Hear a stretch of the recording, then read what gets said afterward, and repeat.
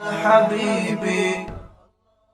تو بھائی ایک ایک چیز. پھر وراثت کے مسائل دیکھو یار, کہ محمد صلی اللہ علیہ وسلم تو امی تھے, لکھنا پڑھنا نہیں جانتے تھے. انہیں کیسے پتا چل گیا کہ بیٹے کا دگنا ہونا چاہیے, بیٹی کا آدھا ہونا چاہیے؟ اس لیے کہ بیٹے پہ خرچے زیادہ ہیں. عرب تو بیٹی کو ایک کوڑی نہیں دیتے تھے. ایک طرف غلو یہ تھا کہ بیٹی کا وراثت میں حصہ نہیں ہے, دوسری طرف انگریز نے بیٹی اور بیٹے میں کیا کر دیا؟ بولو بھائی, برابری. اور اپنے لحاظ سے بڑے فنٹر گیری کے, یار ہم نے عورت کو مرد کے برابر کر دیا. برابر نہیں کیا, مرد سے بہت پیچھے دھکیل دیا آپ نے. کیسے دھکیل دیا, بس یہ بیان کر کے میں اپنی بات ختم کرتا ہوں. دیکھو, ایک آدمی کا انتقال ہوتا ہے, وہ مر گیا, بیوہ بھی نہیں ہے کوئی, اس کا ایک بیٹا اور ایک بیٹی, اور وراثت چھوڑی اس نے کتنی؟ 3 لاکھ روپے. اسلام کہتا ہے 2 لاکھ بیٹے کو دو, 1 لاکھ بیٹی کو. بظاہر یہ بظاہر ظلم ہے کہ یار وہ بھی تو بیچاری اتنا ہی حصہ, یعنی وہ بھی تو اتنی ایسے ہی رشتہ تھا نا جتنا اس کا ہے. لیکن اسلام اس 2 لاکھ مرد کو دے کے اس پہ خرچے 4 لاکھ کے ڈال رہا ہے. ٹھیک ہے نا. اور بیٹی کو 1 لاکھ دے کے خرچہ اس پہ 1 روپے بھی نہیں ڈال رہا. اس لیے کہ بیٹی کی جب شادی ہوگی تو شادی کے موقع پہ مہر کا خرچہ کس کے ذمے ہوگا؟ اس لڑکی کے ذمے ہوگا, اس کے شوہر کے ذمے ہوگا. پھر شادی کے موقع پہ دعوت ہوتی ہے, بارات کا اسلام میں تصور نہیں ہے, وہ دعوت کو ولیمہ کہتے ہیں. وہ ولیمے کا خرچہ کس پر ہوگا؟ ارے بولو یار جلدی جلدی. پھر آپ لوگ بھول جاتے ہو, جب شادی ہونے کا ٹائم آتا ہے نا, بھول جاتے ہو آپ. پھر باراتوں میں جا رہے ہوتے, کھا رہے ہوتے, طبیعت سے پھوڑ پھاڑ کے آتے ہو, پھر بیان سن رہے ہوتے میرا بارات کے خلاف, اس کو پھوڑ پھاڑ کے آتے ہو طبیعت سے. تو وہ ولیمے کا خرچہ کس کے ذمے ہے؟ شوہر کے. پھر لڑکی رخصت ہو کے شوہر کے گھر جائے گی, گھر پرووائڈ کرنا کس کے ذمے ہے؟ شوہر کے. فقہا کہتے ہیں عورت 1 کروڑ روپے کی بھی مالک ہو نا, اربوں خربوں کی بھی مالک ہو, اور شوہر کے پاس دھیلا بھی نہیں ہے, پھر بھی اس کے سارے خرچے کس کے ذمے ہیں؟ شوہر کے. وَعَلَى الْمَوْلُودِ لَهُ رِزْقُهُنَّ وَكِسْوَتُهُنَّ بِالْمَعْرُوفِ, قرآن کے الفاظ ہیں کہ بچے کی ماں کا سارا خرچہ کس پر ہے؟ بچے کے باپ پر ہے, شوہر پر ہے, عورت کے. اور اس پر چاروں ائمہ کا اتفاق ہے. یعنی اسلام میں جتنے فرقے, جتنے مسلک ہیں نا, کوئی ایک بھی اس سے اختلاف نہیں کرتا, اس پہ سب متفق ہیں کہ عورت ارب پتی بھی ہوگی تو گھر پرووائڈ کرنا کس کی ذمہ داری ہے؟ شوہر کی. گھر میں جتنا سامان ہوگا ضرورات زندگی کا, وہ کون کرے گا؟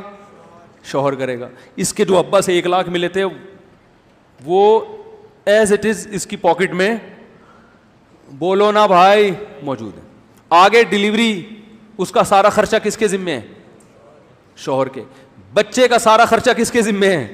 اس کی پڑھائی, اس کو کھلانا. فقہا بیان کرتے ہیں کہ لا یشارکہ فیہ احد, ابا کے ساتھ بچے کے نان نفقے میں کوئی بھی شریک نہیں ہے.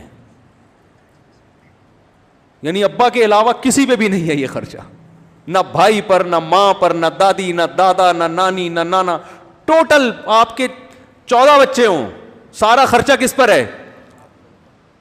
بولو نا بھائی, باپ کے اوپر ہے. تو وہ 1 لاکھ اس کے ابھی تک جیب میں پڑے ہوئے کہ نہیں پڑے ہوئے؟ پھر آگے کے درجنوں مسائل ہیں سارا. تو اس کے 1 لاکھ سے یہ ہوگا کہ اگر یہ نصاب کے برابر پہنچ رہے تو زکوٰۃ واجب ہے, وہ بھی اسی کے فائدے کے لیے, آخرت میں ذخیرے کے لیے. سمجھ میں آ رہی ہے بات؟ اور شوہر کو اس کے مال میں ذرا بھی حق حاصل, بولو, نہیں ہے. وہ اپنی مرضی سے جہاں چاہے خرچ کرے, یہ اس کا پیسہ ہے. اب آتے ہیں وہ جو جس لڑکے کو 2 لاکھ روپے ملے تھے, اس کو کتنے ملے تھے؟ 2 لاکھ. اس کا کیا ہو رہا ہے بیچارے؟ اس نے شادی کی ایسی خاتون سے جس کو اپنے ابا سے 1 لاکھ ملے تھے. ٹھیک ہے نا. اور اس کو اپنے ابا سے کتنے ملے ہیں؟ 2 لاکھ. وہ 1 لاکھ لے کے آئی. سب سے پہلے مہر کا خرچہ. یہ تو آج کل 10-20 ہزار مہر ہیں اونے پونے, ورنہ مہر اسلامی تاریخ میں بہت ہوا کرتے تھے. سب سے پہلا خرچہ کیا ہوگا؟ مہر کا. جہاں جن کنٹریز میں انگریزوں کا اثر نہیں رہا نا, یا ہندوؤں کا ساتھ اختلاط نہیں رہا, آج وہاں عورت کا مہر بہت زیادہ ہوتا ہے. ہندوستان میں مہر کم ہو گیا, پاکستان میں کم ہو گیا, لیکن آپ قبائلی علاقوں میں جاؤ نا جہاں گوروں نے حکومت نہیں کی, وہاں مہر ٹھیک ٹھاک ہے. افغانستان میں جاؤ, وہاں حکومت کی کوشش تو بہت کی ہے مگر حکومت کی نہیں, وہاں عورتوں کا مہر بہت زیادہ ہے. مرد کا بیڑا غرق ہو جاتا ہے بیچارے کا, دکانیں بک جاتی ہیں, پھر شادی ہوتی ہے, وہ مہر مانگتے ہیں. مہر کیا ہے؟ عورت کو تحفظ، کہ کل چھوڑ دیا تو فری میں، دیکھو فری کی چیز کو چھوڑنا 2 منٹ میں آسان، 8-8 10-10 لاکھ کم سے کم مہر ہے وہاں. اس کا فائدہ یہ ہوتا ہے کہ آپ نے اس وقت تو جان جوکھوں میں ڈال کے اپنی پراپرٹی بیچ کے شادی کر لی، اس کے بعد یہ نہیں ہوگا کہ آپ اگلے دن اس کو چھوڑ دیں، کیونکہ طلاق کی صورت میں مہر بہرحال واجب الادا ہو جاتا ہے. کیونکہ طلاق سے پہلے تو عورتیں اکثر مہر مانگتی نہیں ہیں کہ چلو میاں تم ہم بھی خرچ کر رہے ہو، مانگ لیں تو ان کا حق ہے، لیکن طلاق کے بعد تو فوراً ادائیگی. تو ایک تحفظ ہے نا اسلام نے دیا ہے عورت کو کہ بھئی طلاق کا اختیار تو تمہیں ہے، لیکن طلاق کو تمہارے لیے کیا بنا دیا ہم نے؟ مشکل. کیونکہ دوبارہ شادی میں پھر 18 لاکھ، پھر 20 لاکھ، پھر تو اور مشکل ہو جائے گی. کنوارے کی تو پھر بھی لوگ دلچسپی ہوتے ہیں کہ دفعہ طلاق دے دی پھر تو ڈبل مہر مانگ رہے ہوتے ہیں. ابے تو نے اس کو دیے گا ہماری بیٹی کو بھی کل دے سکتا ہے، 25 لاکھ لکھ دے تو. ٹھیک ہے نا؟ ایسا ہو رہا ہے معاشرے میں، اور یہ حق بنتا ہے لڑکی والوں کا. بھائی ہمیں کیا پتا، آپ ایک کو چھوڑ چکے ہیں، پتہ چلا کہ کل اس کو بھی چھوڑ دیں، تو کچھ چھوڑیں تو کچھ ہو تو صحیح اس کے پاس. تو اب وہ بیچارے جس کو 2 لاکھ روپے ملے تھے، وہ جب شادی کرے گا تو مہر میں ہی 2 ہو سکتے ہیں نکل جائیں اس کے. ٹھیک ہے نا؟ چلو نہیں نکلے، اس کے بعد نان نفقہ، پھر خرچہ، پھر بچوں کے اسکول کی فیسیں، بچوں کا سارا خرچہ. تو اسلام نے اس کو 2 دے کے لیے کس سے؟ لیے 2 کروڑ روپے اس سے، اور عورت کو 1 لاکھ دے کے اس پہ ذمہ داری کچھ بھی نہیں ڈالی سوائے زکوٰۃ اور قربانی کے. وہ بھی نصاب تک اگر مال پہنچ رہا، وہ بھی اس کا حق ہے کہ عبادت کرنے کا تو اس کا بھی دل چاہتا ہے نا. تو کیسا اعتدال. اور پھر مرد پہ یہ ذمہ داریاں ڈال کے پھر عورت کو اتنا حکم دیا ہے کہ جب یہ مکھنچو اتنا تم پہ خرچ کر رہا ہے تو تھوڑا سا اس کی اطاعت کر لو. تم غلامی نہیں کرو، اطاعت کرو. اطاعت الگ چیز ہے، غلامی الگ چیز ہے. فرما بردار بن جاؤ اس کا. اس سے کیا فائدہ ہوتا ہے؟ دونوں کا رشتہ مضبوط ہوتا ہے. کیونکہ اگر مرد پہ اتنی ذمہ داریاں ڈال کے عورت کو کہے کہ تم نے ماننی نہیں ہے، تو کہے گا میں کو پاگل ہوں. صحیح ہے نا؟ میں گدھا بن کے سب کچھ کر رہا ہوں میں، اور چلے گی میری نہیں. تو اس سے رشتے کیا ہوں گے؟ ٹوٹیں گے. یہی وجہ ہے کہ انگریزوں کے ہاں شادیاں کامیاب بہت کم ہوتی ہیں. اب ہندوؤں کے بھی شادیاں ناکام ہونا شروع ہو گئی ہیں، کیونکہ کلچر ختم، چینج ہو رہا ہے. سب سے کم ڈیورس اور طلاق کا ریشو کس میں ہے؟ مسلمانوں میں. حالانکہ اسلام میں طلاق صرف زبان سے ادا ہو جاتی ہے، کتنی آسان ہے، پھر بھی ریشو بہت کم ہے. کچھ کوالٹیز ہیں اسلام کی جس کی وجہ سے نہیں ہو رہی. تو یہ بیلنس ہے یا نہیں ہے؟ اب گوروں نے کیا کیا؟ گوروں نے کہا نہیں جی ملے گی تو دونوں کو برابر ملے گی. وہ اسلام پہ بڑے اعتراضات کیے انہوں نے. ان کے جو اسکالرز گزرے ہیں کہ اسلام نے عورت کو پیچھے رکھا ہے، آدھی وراثت دی ہے، ظلم کیا عورت کے ساتھ. لیکن کیا ہو رہا ہے کہ بس میں میاں بیوی جا رہے ہیں تو کم بخت مکھنچو اپنی بیوی کا کرایہ دینے کے لیے بھی تیار. انگریزوں کو مکھنچو کا مطلب نہیں پتا، وہ سمجھیں گے مفتی صاحب ہماری تعریف کر رہے ہیں. کیونکہ امریکہ میں، یورپ میں بھی بیان سنا جاتا ہے، تو میرے دوست وہاں کہتے ہیں یار مفتی صاحب بعض دفعہ ہم گوروں کو سنا رہے ہوتے ہیں، وہ بولتے ہیں ہماری برائیاں، تو آپ پلیز ایسی نیگیٹیوٹی معاشرے میں نہ پھیلائیں. بعض دفعہ مجھے اس ملک میں سفر بھی کرنا پڑتا ہے، تو یہ سب چیزیں ہوتی ہیں نا، تو اچھی تو ان کو کیا پتہ مکھنچو کسے کہتے ہیں. ان کے یہاں ہوتے ہی نہیں ہے. ٹھیک ہے، وہ یعنی ان کے یہاں ان کے حساب سے نہیں ہوتے، ہمارے حساب سے تو ہو سکتے ہیں، ان کے حساب. تو وہاں کیا ہو رہا ہے کہ آپ نے پورا حق دے دیا، لیکن بس میں سفر ہو رہا ہے تو کرایہ بیگم اب چائے بھی اپنے خرچے پہ پی رہی ہے یار گھر میں. تو بیگم اور میاں کا رشتہ بھی ختم. اس لیے کہ عورت کہتی ہے کم بخت جب میں نے بھی بچوں کو آدھا کھلانا ہے، آدھا تو نے کھلانا ہے، اور خرچہ بھی میرا، تو ایک دھیلا اٹھانے کے لیے تیار نہیں ہے، تو میں تیری کیوں مانوں؟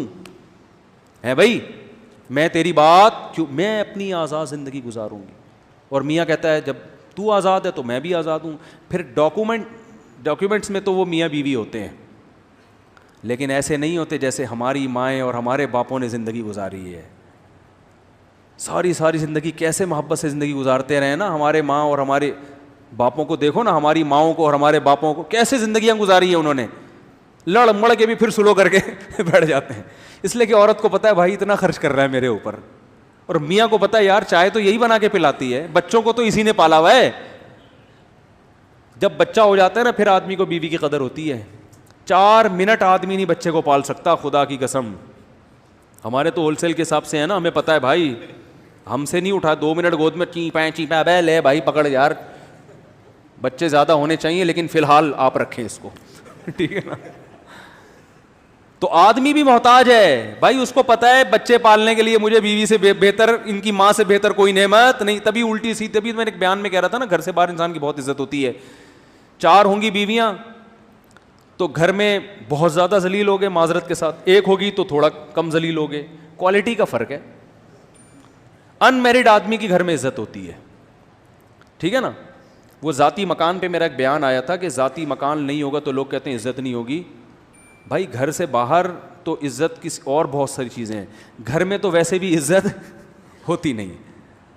ایک ہوگی تو کم بے عزتی ہوگی, چار ہوں گی تو بہت زیادہ بے عزتی. کوالٹی میں اس کی کوالٹی اچھی ہوگی بے عزتی کی.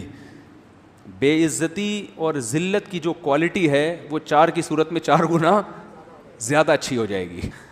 تو لیکن سب کچھ انسان برداشت کیوں کرتا ہے؟ بیوی کی الٹی سیدھی کڑوی کسیلی ناشکری باتیں سب. او بھائی اس کو پتہ ہے یار یہ بچوں کو پالنا میرا کام نہیں ہے, یہ یہی پال سکتی ہے. ماں تو جیسی تیسی ہو بھائی, اپنے بچے کے لیے تو وہی جنت. بچے کو بھی اس کی گود میں جو سکون ملتا ہے آپ کی گود میں نہیں ملتا. وہ تھوڑی دیر تک ابا ابا کرتا ہے, اس کے بعد اس کو وہ کہہ رہے یار وہ خوشبو آ ہی نہیں رہی ہے اس کی بغلوں میں سے, ٹھیک ہے نا. جو ماں کی بدبو اس کو کسی دوسرے کی خوشبو سے اچھی لگتی. تو نہیں پال سکتے بھائی, یہ مرد کا کام ہی نہیں ہے. مرد کھلائے گا, خرچہ بیگم کو کہے گا بیگم کیا چاہیے, تو بچے کو بھوک لگ رہی ہے تو میں باہر سے کچھ روٹی لا کے دے دیتا ہوں, دودھ لا کے دے دیتا ہوں, یہ کر لوں گا. پالنا تم نہیں ہے. تو اللہ نے ایک رشتہ بنا دیا نا. اب جب آپ ایک دوسرے پہ ڈپینڈ ہی نہیں ہے تو رشتہ کہاں گیا؟